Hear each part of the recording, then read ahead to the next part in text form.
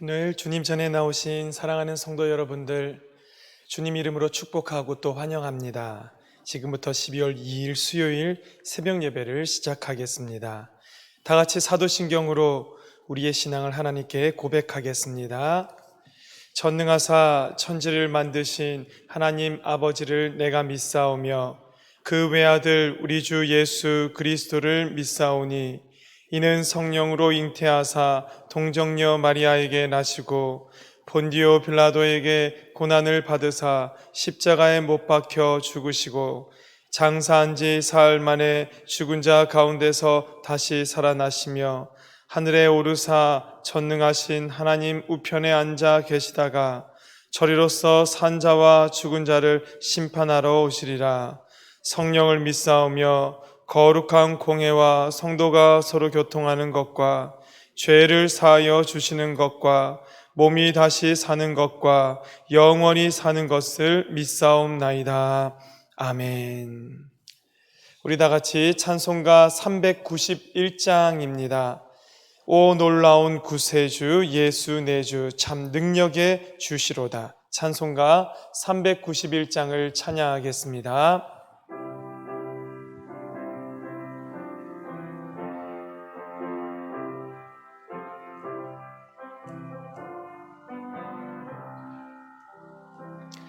오 놀라운 구세주 예수 내 주 참 능력의 주시로다. 금바위 및 안전한 그곳으로 내 영혼을 숨기시네. 메마른 땅을 종일 걸어가도 나 피곤치 아니하며 저 위험한 곳 내가 이를 때면 금바위에 숨기시고 주 손으로 덮으시네. 오 놀라운 구세주 예수 내 주 내 모든 짐 벗기시네. 죄악에서 날 끌어 올리시며 또 나에게 힘 주시네. 메마른 땅을 종일 걸어가도 나 피곤치 아니하며 저 위험한 곳 내가 이를 때면 금바위에 숨기시고 주 손으로 덮으시네. 증량 못할 은혜로 채우시며 늘 성령에 감화주사 큰 기쁨 중 주님을 찬양토록 내 믿음을 도우시네.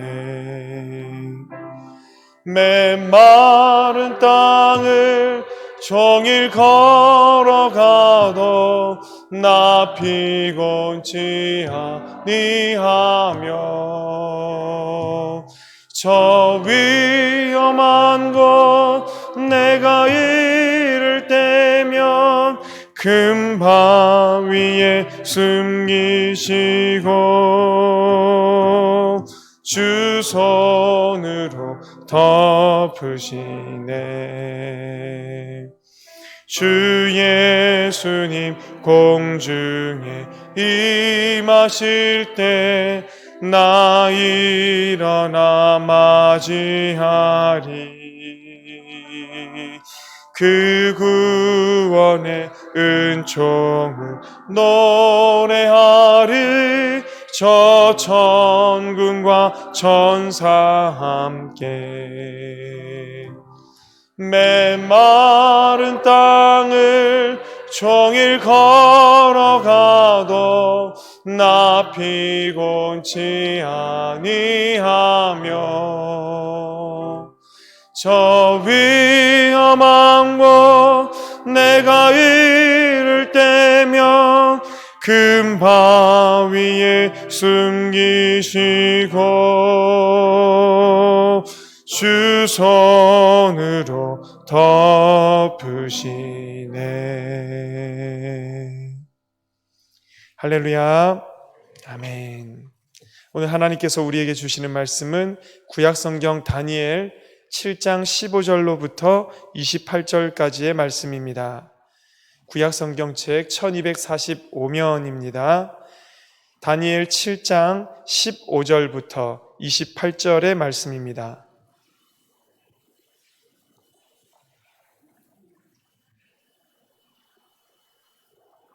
다 찾으셨으면 하나님의 말씀을 저와 여러분 한 절씩 교독하겠습니다. 나 다니엘이 중심에 근심하여 내 머릿속의 환상이 나를 번민하게 한지라.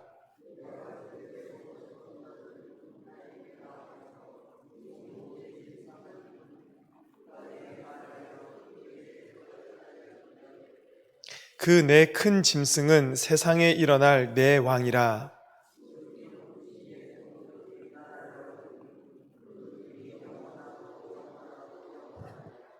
이에 내가 넷째 짐승에 관하여 확실히 알고자 하였으니 곧 그것은 모든 짐승과 달라서 심히 무섭더라. 그 이는 쇠요 그 발톱은 노시니 먹고 부서뜨리고 나머지는 발로 밟았으며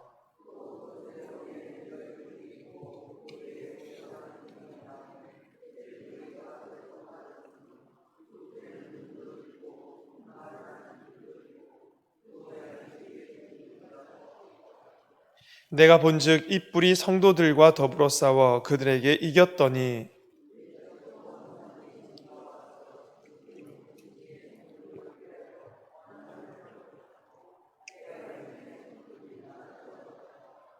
모신자가 이처럼 이르되 넷째 짐승은 곧 땅의 넷째 나라인데 이는 다른 나라들과는 달라서 온 천하를 삼키고 밟아 부서뜨릴 것이며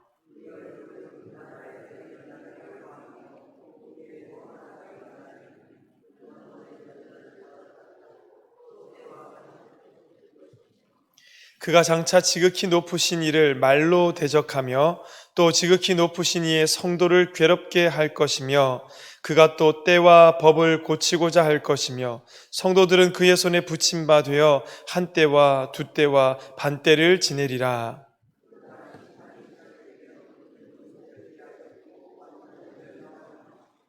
나라와 권세와 온 천하 나라들의 위세가 지극히 높으신 이의 거룩한 백성에게 붙임 바 되리니 그의 나라는 영원한 나라이라.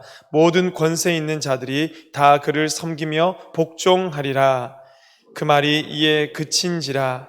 나 다니엘은 중심에 번민하였으며 내 얼굴빛이 변하였으나 내가 이 일을 마음에 간직하였느니라. 아멘. 다니엘 7장의 말씀, 우리가 계속해서 보고 있는 이 다니엘이 꿈을 통하여서 환상을 통하여서 받은 그와 같은 말씀입니다. 어제는 그 꿈과 환상을 통해서 본 것이 무엇이었는지에 대해서 기록했다면 오늘은 그 본 바가 무엇인지 해석하는 장면이 나옵니다. 자, 해석하면서 이 다니엘의 시대, 그가 바라본 그 시대, 그뿐만이 아니라 마지막까지 어떻게 되어 갈 것인가 하나님께서 이 다니엘에게 밝히 보여주십니다. 한 가지 그 짐승들의 형상이 무엇이며 그 짐승들이 의미하는 바는 무엇이며 여기에 나오는 뿔은 뭐고 그 손톱은 뭐고 발톱은 뭐고 이는 쇠로 되어 있는 게 어떤 의미며 하나하나에 집중하는 것도 중요하겠죠, 여러분. 그러나 그거보다 더 중요한 것은 이 모든 말씀을 통해서 하나님께서 그 역사와 지금까지의 역사와 마지막 때까지의 그 역사를 통하여서 어떻게 일하시는 하나님이신가? 하나님은 어떤 하나님이신가에 대한 것에 우리가 좀 더 관심을 가지고 집중을 해야겠습니다. 성경을 읽을 때 하나님께서 드러내시고자 하는 부분을 읽기만도 사실은 벅찬데요.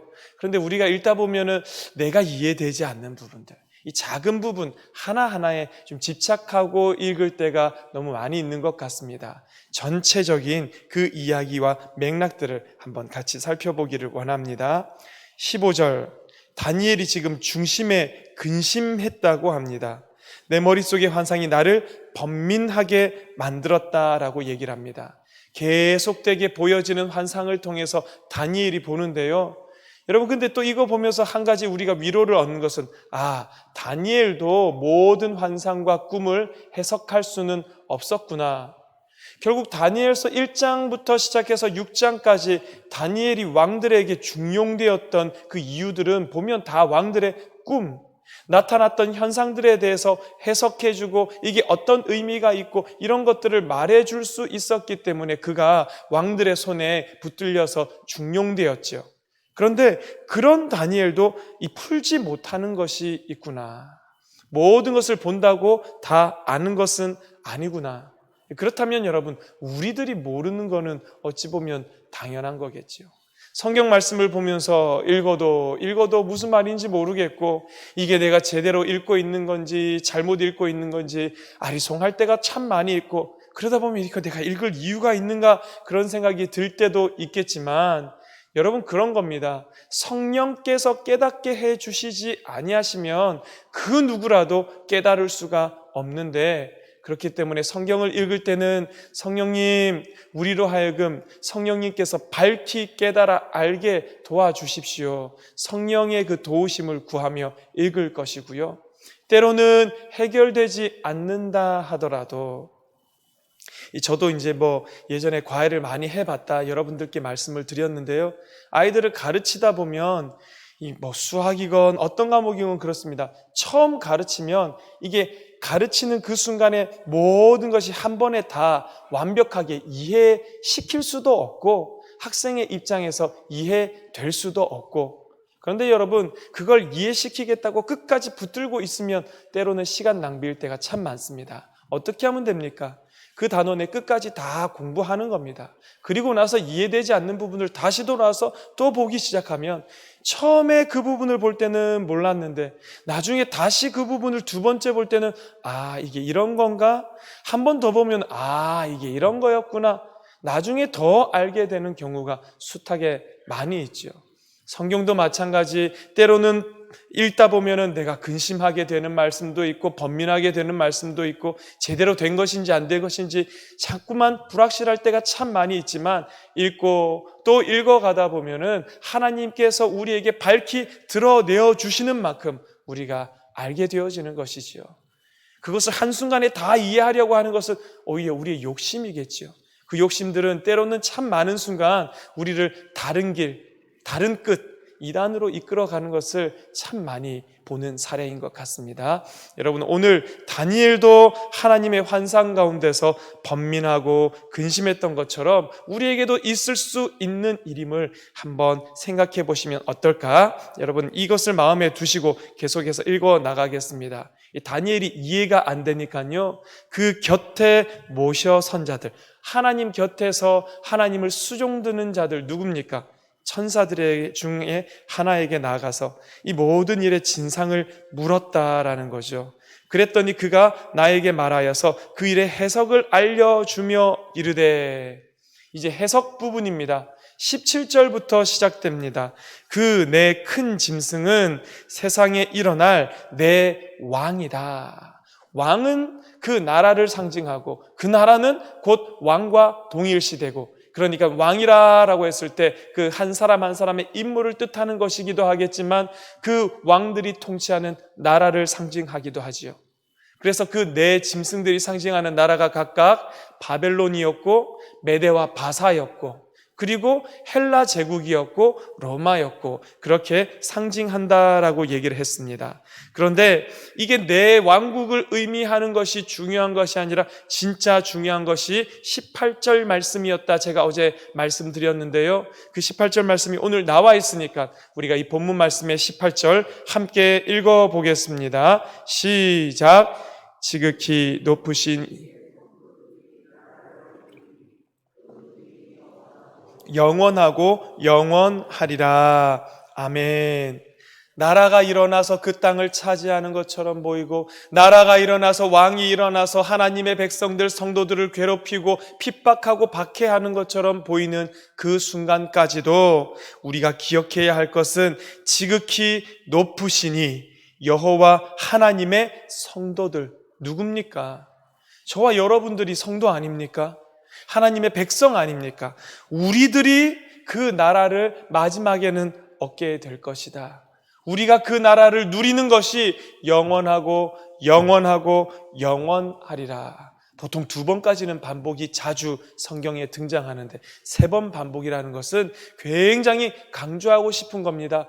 영원한 나라와 영원한 권세와 영원한 것이 너희를 기다리고 있다라고 하나님께서 다니엘을 통해서 환상을 통해서 우리에게 오늘 말씀해 주시는 것이다라는 거죠.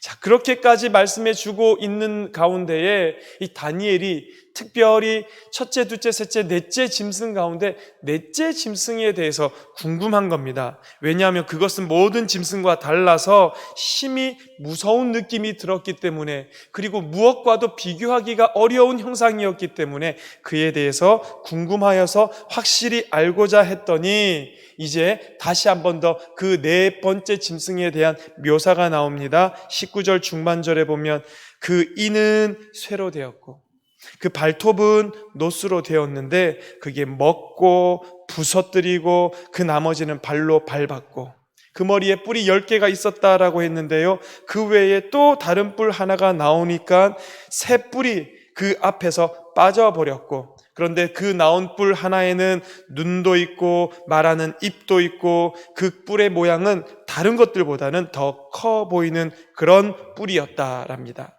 그런데 그 뿔이 우리와 관련되어 중요한 것은 21절 말씀이지요. 내가 본즉 이 뿔이 성도들과 더불어 싸워 그들에게 이겼다. 이 뿔이 성도들을 싸워서 그 성도들을 이겼다라는 겁니다. 그래서 여러분, 이 뿔이 적그리스도를 의미하는 것이다 라고 얘기를 했습니다. 이런 겁니다, 여러분. 지금 바벨론 시대에 살고 있습니다. 바벨론이라는 나라에 살고 있고요. 내 동물을 통하여서, 내 짐승을 통하여서 그 이후에 있을 메대와 바사, 그 다음에 오는 헬라 제국, 그 다음에 오는 로마 제국까지 보였습니다. 그리고 10뿔이 있다라고 했지요. 성경을 해석하는 사람들은 이 10개의 뿔에 대해서 로마 제국 이후부터 시작해서 이 세상의 종말 때까지 있을 나라들을 상징하는 것이 뭐라면 이 10개의 뿔이다. 제가 어제 10이라는 10이라는 숫자에 대해서 말씀드리면서 1, 2, 3, 4, 5, 6, 7, 8, 9, 10이라고 우리가 해석할 수 있지만 그 10은 많은, 완전한, 전부 이런 의미를 가지고 있다고 했습니다. 로마 시대 이후부터 시작해서 종말의 때까지 있을 모든 나라 권세 통치를 이 10개의 뿔로 비유하고 있다라는 것입니다. 그렇다면 우리도 이 10개의 뿔 가운데 어디 하나에 지금 위치해서 살아가고 있는 것이겠지요, 여러분. 그런데 그 시대 끝에 뭐가 나오는 겁니까? 다른 한 뿔이 나오는 겁니다. 이 뿔은 그 앞에 있는 뿔보다도 더 강해 보이고 더 커 보이고, 그런데 이 마지막에 나온 뿔이 뭘 했다고요? 성도들과 더불어 싸워서 그들에게 이겼다라는 겁니다. 아니, 마지막에 성도들이 그 땅을 차지하고 그 나라를 누리게 된다고 하면서요. 맞습니다, 여러분. 그러나 그 이전에 적그리스도로 말미암은 고난과 핍박과 환난이 우리 성도들을 기다리고 있다라는 것이죠. 그러면 우리는 끝나는 것인가? 우리는 그 고난 가운데 무너지고 마는 것인가? 아니요, 여러분. 22절 말씀입니다. 잊을만 하면 하나님 또 말씀하십니다. 21절도 같이 한번 읽어봅니다. 시작. 옛적부터 항상 계신 이가 와서 지극히 높으신 이의 성도들을 위하여 원한을 풀어주셨고 때가 이름에 성도들이 나라를 얻었더라. 여러분, 이와 같이 적그리스도가 활개치고 하나님을 대적하는 무리들이 하나님의 성도들을 핍박하게 보이는 그런 시대가 있으나, 그러나 옛적부터 항상 계시니 여호와 하나님께서 오셔서 그 지극히 높으신 이의 성도들을 위해서 원한을 풀어주시고 때가 이르면 성도들이 그 나라를 얻게 된다라는 것입니다. 그러면서 여러분 23절부터 시작해서는 이 환상에 대해서 천사가 이제 일러주는 겁니다. 23절, 모신 자가 이처럼 천사 얘기하는 거죠. 이처럼 이르되 넷째 짐승은 곧 땅의 넷째 나라인데 이는 다른 나라들과는 달라서 온 천하를 삼키고 밟아 부서뜨릴 것이고 이 권세가 대단하다라는 것이지요. 24절 계속해서 그 10뿔은 그 나라에서 일어날 10왕이요 그 후에 또 하나가 일어나리니 그는 먼저 있는 자들과 다르고 또 새 왕을 복종시킬 것인데, 이와 같이 적그리스도의 때가 되면 어떤 일이 일어나는가? 25절이지요 여러분. 그가 장차 지극히 높으신 이를 말로 대적하며, 이 적그리스도는 지극히 높으시니 여호와 하나님을 말로 대적한, 거만하게 말하여서 그 말로 여호와 하나님을 이기려고 하고 큰 소리 친다라는 것입니다. 어쩌면 오늘날과 비슷한 상황이라고 생각할 수 있겠습니다. 계속해서 또 지극히 높으신 이의 성도를 괴롭게 할 것이며, 괴롭히죠 여러분. 그가 또 때와 법을 고치고자 할 것이며, 이 때와 법은 하나님께서 정해놓으신 절기입니다. 시기입니다. 그와 같은 것마저도 자기 뜻대로 바꾸려고 한다. 제가 이 말씀 보는데 제가 작년 크리스마스 때 설교했던 게 기억났습니다. 하나로 예를 들었던 이야기였는데요. 메리 크리스마스라는 인사가 사라지고 해피 할리데이라는 인사가 외국에서는 이제 그 메리 크리스마스라는 자리를 차지한다라는 겁니다. 메리 크리스마스는 이 주님 오심을 우리가 기뻐하자 이런 의미가 있는가 하면, 그 반면에 지금 그 자리를 대체하고 있는 해피 할리데이는 야 좋은 날이다, 좋은 휴일이다 이런 뜻인데, 우리가 예수도 안 믿는데 왜 맨날 메리 크리스마스, 그 주님의 오심을 우리가 왜 인사를 하면서 이렇게 얘기해야 하느냐? 하나님께서 우리에게 정해놓으신 때와 법을 고치고자 하는 일이 이와 같은 것이 아닐까 생각이 들었습니다. 그리고 또 무슨 일이 있냐면 25절 마지막, 성도들은 그의 손에 붙임 바 되어 한때와 두때와 반때를 지내리라. 이 한때, 두때, 반때라는 것은 3년 반을 의미합니다. 또 이런 숫자들이 나오고 이런 명확한 기록들이 나오면 이거 막 풀려고 애쓰는 그런 사람들이 분명히 있습니다. 풀어서 그 비밀을 밝혀내는 것도 의미 있겠지만, 이런 거 풀어서 그러니까 예수님이 오시는 것은 한때 두때 3년 반이니까 42주가 걸리고 뭐 이런 것들을 찾아내려고 하시는 분들이 계신데, 성경에서는 하나님께서 드러내시는 부분까지만 우리가 생각하면 좋을 것 같습니다. 여러분, 모르는 것은 모르는 대로 두지만 이것이 중요한 것이 아니라 그 뒤에 나오는 26절, 27절, 그러니까 여러분 계속해서 이런 어려운 상황들, 성도들의 고난과 박해의 시간들이 있을 때마다 하나님께서 또 무슨 말씀을 주시냐면 26절 보십시오. 그러나 심판이 시작되면, 이와 같이 적그리스도가 활개치지만 그러나 때가 이르면, 하나님께서 그 땅 가운데 하나님의 심판을 이루시기를 시작하시면 그는, 그 적그리스도는 권세를 빼앗기고 완전히 멸망할 것이요. 27절은 우리 함께 읽습니다. 시작. 나라와 권세와 온 천하 나라들의 위세가 지극히 높으신 이의 거룩한 백성에게 붙임 바 되리니 그의 나라는 영원한 나라이라. 모든 권세 있는 자들이 다 그를 섬기며 복종하리라. 아멘. 여러분, 오늘 읽었던 말씀 가운데 이와 같이 지극히 높으신 이의 성도들이 나라를 차지할 것이다, 영원히 얻게 될 것이다, 그들의 나라는 영원한 나라다라는 말이 3번 등장했습니다. 그렇지요? 18절 말씀에 한번, 22절 말씀에 한 번, 27절 말씀에 한 번. 여러분 지금 이 글을 쓴 시험 치는 걸로 의미하자면 따지자면 출제자의 의도가 뭔지 파악하시겠습니까? 한때 두때 반때 거기에 지금 출제자의 의도가 있는 게 아니라는 겁니다. 내 짐승이 얼마나 무서운가 거기에 의도가 있는 게 아니라는 겁니다. 너희들이 당할 고난을 한번 기억해보라 그게 아니라는 겁니다.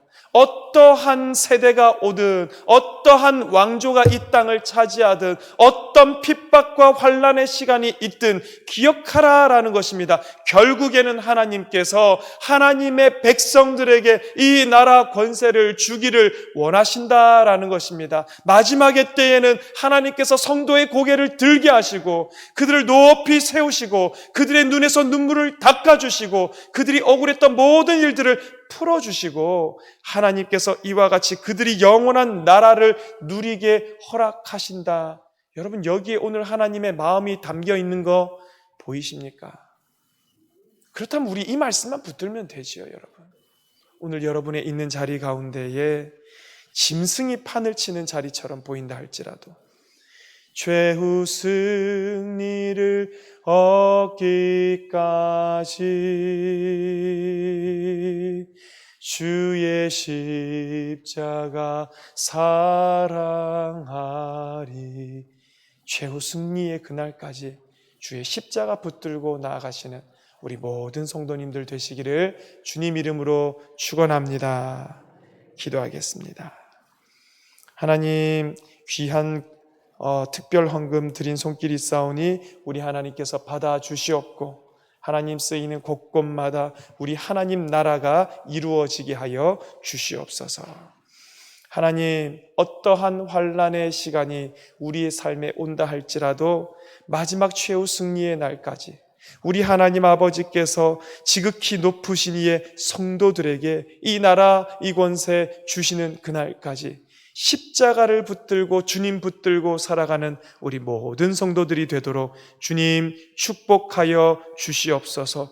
행여나 주님 오늘 그 핍박과 환난 가운데 오늘 짐승이 다스리는 포악함 가운데 살아가며 눈물 짓고 힘겨워서 이 자리에 나오는 성도님들 계십니까?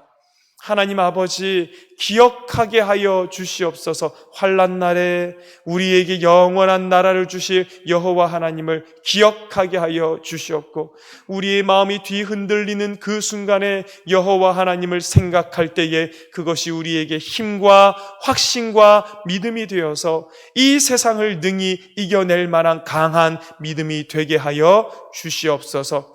하나님 내일이 수능날입니다. 우리 수험생들, 시험 준비하는 아이들 왜 마음이 안 흔들리겠습니까? 왜 두렵지 않겠습니까? 하나님, 그러나 그 아이들도 꼭 기억하면 좋겠습니다.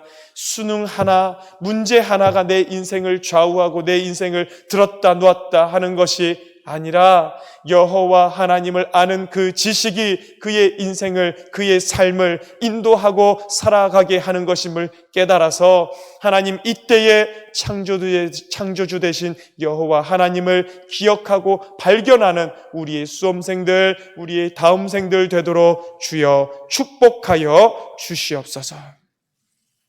이제는 우리 주 예수 그리스도의 크신 은혜와 하나님 아버지의 크고 놀라운 사랑과 성령의 교통하심이 오늘도 최후 승리 얻기까지 십자가 붙들고 나아가는 사랑하는 성도들 머리 위에 영원히 있기를 축원하옵나이다. 아멘. 여러분 계속해서 이 말씀 붙드시고 기도하시는 이 새벽, 우리의 다음 세대 위하여 기도하는 이 새벽, 특별히 내일 수능입니다. 여러분 수험생들 이름을 불러가며 우리의 다음 세대 아이들이 하나님 앞에 서도록 우리 주님의 이름 한번 부르고 통성으로 기도하며 나아가겠습니다. 주여